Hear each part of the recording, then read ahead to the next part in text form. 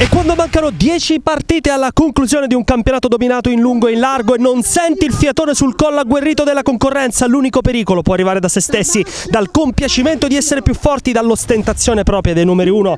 L'Aci Sant'Antonio, che abbiamo ammirato tra le 21 gare di campionato e le 7 di Coppa Italia, ha spiazzato tutti, legittimato partita dopo partita con superiorità la propria forza. Dinanzi ai biancazzurri però l'FC Motta 2011 guidato da Vittorio Iemma, che questo campionato sa come vincerlo, avendo riportato l'Aci Catena alla ribalta dell'eccellenza solo lo scorso anno. Dopo anni contraddistinti però da faticose salvezze per il Motta, il nuovo anno pare abbia regalato competitività e la possibilità di giocarsela ad armi pari per un posto tra i playoff, che risultati alla mano gli etnei in maglia biancorossa possono ambire con la grande esperienza di un gruppo che ha calcato palcoscenici anche di categorie superiori. Buongiorno e benvenuti dal Comunale di Motta Sant'Anastasia. Questa FC Motta 2011 Aci Sant'Antonio, 21esimo atto del girone C del campionato siciliano di promozione. Un cordiale saluto da Francesco Casicci e Claudio Costanzo. L'Aci Sant'Antonio, mentre inizia proprio in questo preciso istante la partita d'andata, la Messana che veniva da 6 sconfitte consecutive vinse 1-0. Attenzione Claudio, perché c'è questa sponda e Daniele Leo si presenta tutto solo,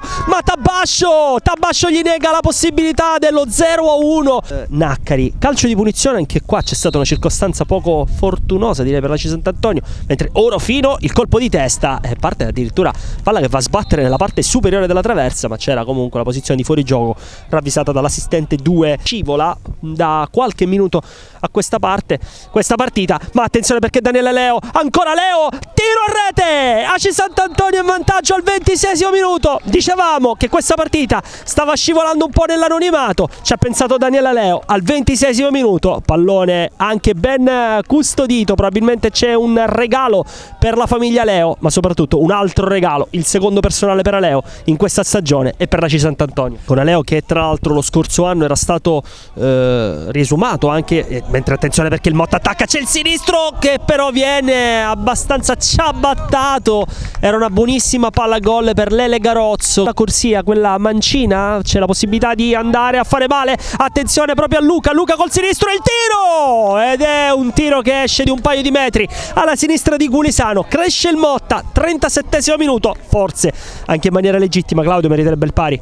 E ora non è più un taccuino ma è una lista della spesa, perché dovrebbero essere 9 già i cartellini estratti dal direttore di gara. Una partita comunque corretta, il duplice fischio, fine primo tempo, ricordiamo il parziale 0-1, decide la rete di Daniel Aleu al minuto 27. Noi ci prendiamo, Francesco, una brevissima pausa, ci prendiamo anche un po' di sole in questo soleggiato sabato pomeriggio, non andate da nessuna parte, tra un quarto d'ora sempre qui dal Comunale di Motta.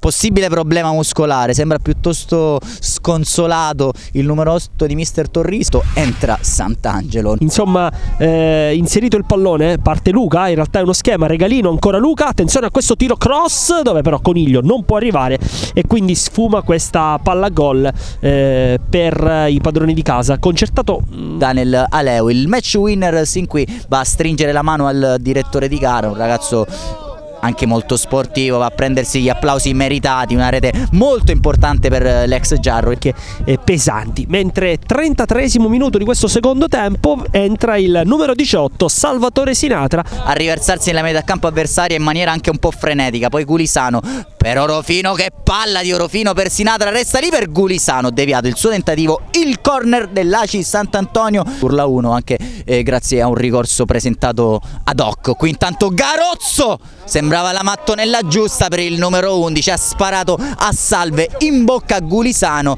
No, perché si deve giocare. E allora Luca, 2 giocatori in barriera, 87esimo sul cronometro, con Gulisano sempre attento che va a predisporre appunto questa barriera. Va Luca, il pallone all'altezza del secondo palo, il colpo di testa e poi praticamente dagli 0 metri mette al lato nonostante le proteste. Attenzione a quello che accade, il direttore di gara non ha accordato il gol del pareggio nonostante le proteste vigorose e vibranti dei padroni di casa che protestano ancora. Tutti accerchiano il direttore di gara, l'assistente. Era quello che avrebbe potuto avere una visuale migliore, invece poteva essere impallato da diversi giocatori longo. Non ho visto esattamente chi ha di fatto tirato il pallone fuori dalla porta. 6 di extra time che iniziano proprio in questo momento col corner di Luca. Gulisano è sicuro con i guantoni, poi Luca attacca la squadra ospite, ancora biancazzurri con Orofino che calcia alto sopra la traversa il pallone del possibile knockout al 92esimo minuto. Stressa Federico Luca, perde il pallone e allora ecco la possibilità per Borzì. Attenzione, numero 18 Sinatra